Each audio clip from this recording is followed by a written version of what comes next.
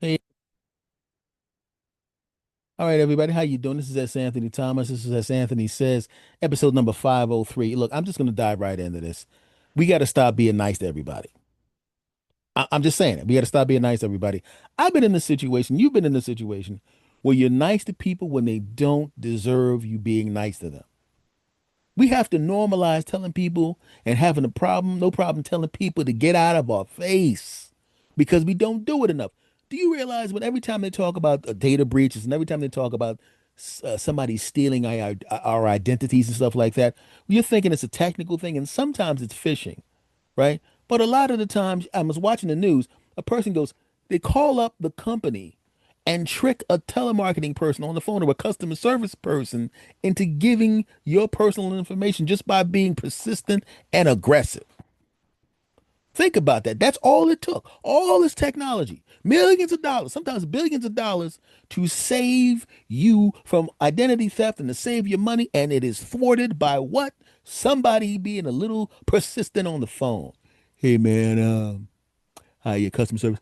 Yeah, I was wondering, I lost my social security number, my home address, and I also lost when I'm going to be home. So, is there any way you could tell me my social security number, my home address, and a time I'm going to be home long enough for, say, I don't know, a random U-Haul truck to pull up to my house that is definitely my house and not I'm definitely not a robber calling up to get this information. When I'm going to be out of the house for 3 to 5 hours, what is my work schedule and when will I not be there? Oh, I won't. Oh, so these are the hours where I will definitely be out of the house for long enough for somebody to pull a U-Haul truck up to my house and clean it out. Fantastic. Now, I knew that because obviously I'm me and definitely not a robber or anything like that. What was my social security number again? Okay, that sounds right. You're doing a fantastic job. That is definitely my social security number. I am proud of the work that you're doing. Well, since you've been that helpful to me, who's actually me, and definitely not someone trying to steal my identity, I was wondering, do you have the bank account numbers and routing numbers for my bank? Because it's definitely me. That's the numbers to my bank. Fantastic. Oh, I didn't realize I had that much money that I'm about to steal. Obviously, I'm kidding. I can't steal my own money because it's mine. Thanks a lot. And it's just like that. And that's a little bit exaggerated, but you get the point. The person on the other end of the line should be just as persistent. No, I'm not going to give you that information. You haven't identified yourself, but they don't. And then you come back and you're going, it seems to me like my house had some furniture in here. And yeah, I mean, check my phone. All my bank accounts have been drained. Oh, man. Wonder how that happened. I'll tell you how it happened. We should normalize not being nice to everybody, not being so polite to everybody because people will take advantage of you if you're too nice. Sometimes I'm doing my workouts because I'm trying to lose some weight. When I'm working out, I like to have some sound on in the background. And I turn on my laptop and I turn on Reddit stories, and all I hear is stories of the cheating and the cheating and the cheating. And I know a lot of that crap is written by AI, but here's the thing. Having been cheated on in my teens and in my 20s, I realize even though those are AI generated stories, I know what it's like to be on the other end of the cheating. Yes, I do. Why did I get cheated on those 2 times? Because I was too nice. As they back in the day, they didn't have the term red flag. They have it now. But whatever the term was for then, whatever the equivalent was, I saw the red flags. The couple of the ladies I was with were red flag factories. They had so many red flags, they actually took some of their excess red flags and started handing them out to their equally toxic friends. Yeah, I said it. No, I'm not still bitter. Maybe a little bit. But I was too nice, right? They didn't have cell phones back then. Yeah, I'm that old. Shut up. But you know what I'm saying? It was the same thing taking a phone call in the other room all of a sudden, right? When everything was going good and they weren't looking to be getting it on with somebody else, they're taking all their phone calls in the room with you, so much so you actually wanted to kick them out of the room because they were talking too loud. And now all of a sudden, the same person who didn't care if you overheard her conversation is in the other room, whispering with the door closed, right? You know what that giggling laugh used to sound like? She used to laugh like that for your punk behind, but she ain't laughing like that for your punk behind now, is she? Hell no. You remember what she looked like when her face would light up when you'd show up at her house, or she'd come to your house, or she'd see you at a party, or she'd see you walking down the street. Her face used to light up. It ain't lighting up anymore now, is it? Hell no. But it lights up when that phone call comes, right? When that guy from work calls, all of a sudden, I got to talk about work stuff in the other room, man. No, you don't. You open up the door, she's laying across the bed, giggling all of that crap. Instead of calling her out on it, oh, it must be work stress. Yeah, that's work stress. That's why she got some new drawers that you see it in the bag and she ain't never seen her wearing for you. You were too nice. There was red flags all over the place. You got to stop being so nice. You got to call that crap out.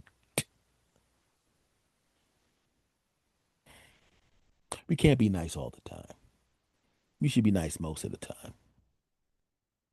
I mean, I'll give you an example of me being too nice versus me being not as nice. And I don't mean in a mean way, but it's not as nice as, there are people that will come and talk to you right in your ear in situations where talking in your ear is not something that you want to do or something that you want to be a part of. I'm at an ATM trying to pull some money out. And normally I don't carry cash at all because I live in between all the stuff that I want to go to, corner stores, supermarkets, all the stuff that I go to is so close by that it's really not that big of a deal. If I want to go to the supermarket, I pretty much know what everything costs. I'll go to the ATM if I have to go to the ATM if I don't want to sweep a card, and I'll pull out the pretty much the exact amount of money I need for that particular thing.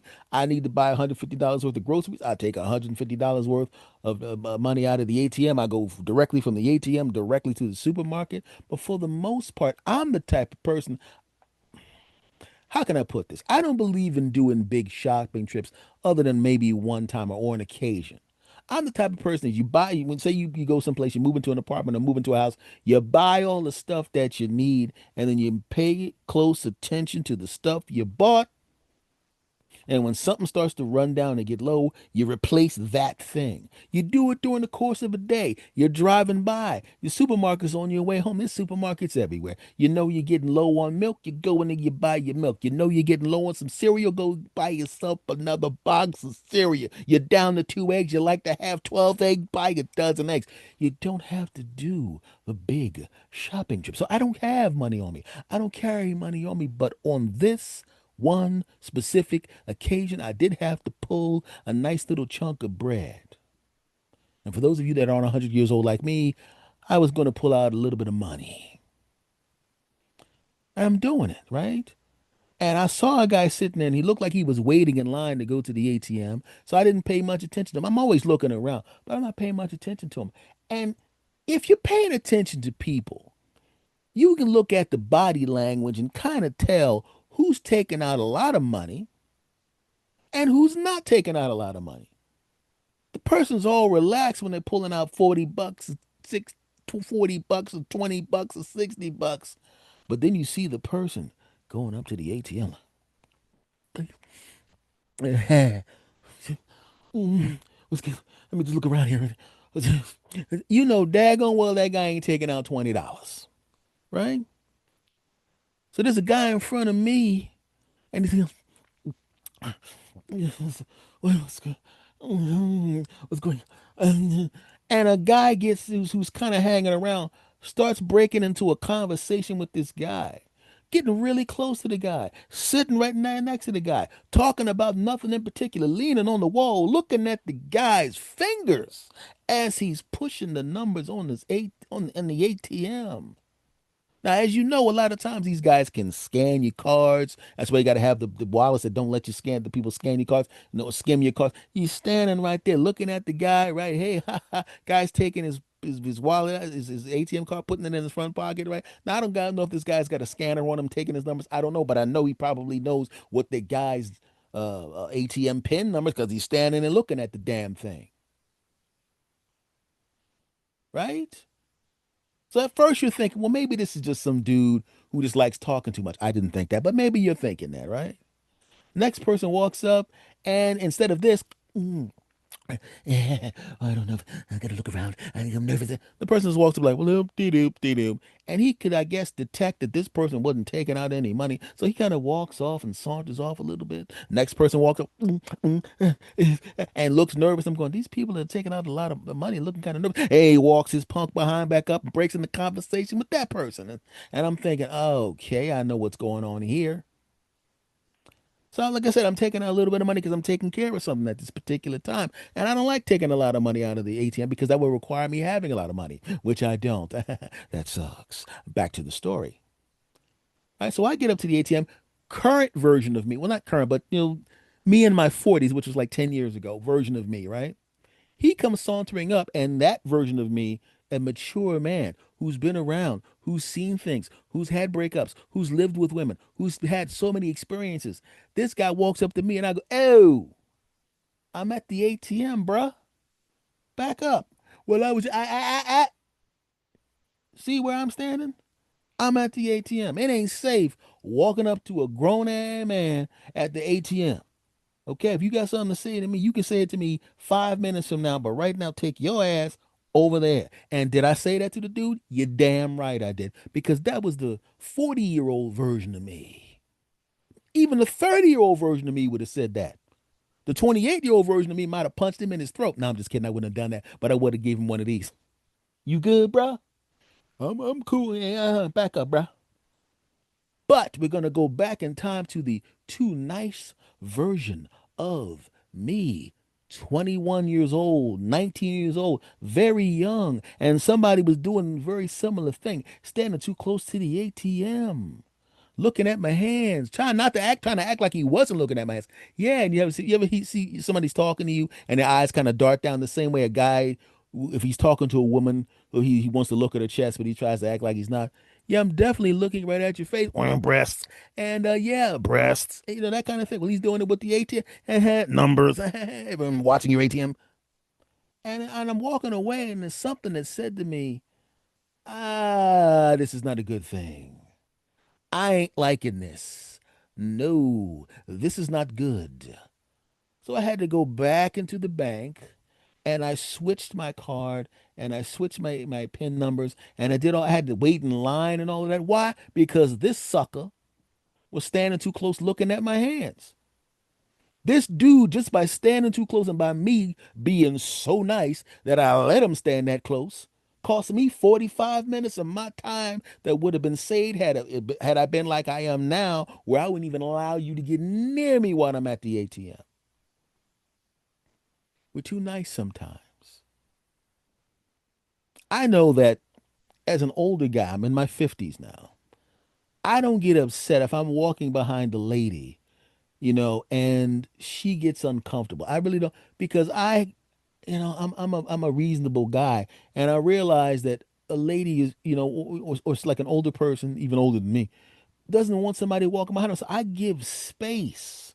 I give so much space. I'll even do the whole thing where I'm walking behind a lady and I can see she's getting a little bit uncomfortable. So what do I do? I'll do the whole, hey, what's going on? I'll pretend like I'm on my phone to give her some time to walk ahead, give her some space. I don't want to get upset with this person because everybody has the right to protect themselves, right? Have you ever been standing there and you go into the to an elevator and you're looking at the people around you? You're in a hospital, you're in a building. Odds are nothing's going to happen to you. But let's be honest, we've all seen the news articles. Well, okay, in the news tonight, a guy was actually in an elevator where normally nothing would happen to him, but he got drop kicked by a gang of kung fu drop kickers called the drop kick gang, where they actually get in an elevator with people and drop kick them and take their wallets. Normally, it doesn't happen because what do they do when the crimes happen? This is such a nice neighborhood. I mean, I am so unbelievably stunned that this type of crime would happen in our neighborhood. I mean, everybody here knows each other. This is this small town, and I mean, I understand it happening in the big city. Yeah, the big city that's 4 minutes from you. It's not like the people are going, I don't know about you, but I love robbing people in this big city. Now there's a small city over there with people in them who are not used to being robbed, which would make them even easier to rob. But seeing how there's a line right there where the city, big city stops and the small city starts, I really have to take all of my wanting to rob peopleness and stop it at that imaginary boundary right there. Man, I would love to go over there and rob them people, but dang it, they're on the other side of that city line right there, man. Oh, even when I go on the other side there to get like go to the store and buy something, there's a part of me that goes, "Hey, there's some very robbable people." But unfortunately, I'm on the other side of that county line. I can't rob them. Hey, people right there that are carrying lots of money and expensive watches and stuff. Is there any way you could walk on the other side of that line right there for the big city? For no particular reason. It's not that I am going to rob you the second you get on the other side of that line. That definitely is not going to happen. I just would like you to walk on it. You're not buying it? Damn. But they're all, I can't believe it happened in our town, our part of the town. I can't believe it. It's just, oh my God. How does it happen here? How does crime happen here? You see it all the time. I say people should have the ability and not feel guilty about protecting themselves in certain search situations. And that's what I'm telling you right now. You don't have to be nice to everybody. It's good to be a nice person, but you don't have to be nice to everybody. You don't have to be nice all the time. If you're trying to protect yourself, if you're trying to put yourself in a better position to go home safely, right? In most situations, do what you got to do to protect yourself. That's all I'm saying, right? I'm still mad at teenage, early 20s me for letting that sucker stand too close to the ATM and cutting, but taking 45 minutes out of my day. I'm still mad about that. And that's daggone there. That's 30 years ago or something like that. I'm still mad about it. So don't do that to yourself. You ain't got to be nice to everybody. Understand? Cool. All right, that's it for this episode. Thank you for watching, my friend. I'm going to try to do a video component to this episode to this episode to this podcast on a regular basis. People have contacted me and they're going, well, I like the audio, but could you add some video to it? Well, I'm adding video to it, and quite frankly, hearing these golden tones and seeing this still pretty face, wow. I mean, don't you consider yourself lucky? I went too far with that. Much love to you all. As S. Anthony says, episode 503. I will see you again next time. Much love to you all. Take care.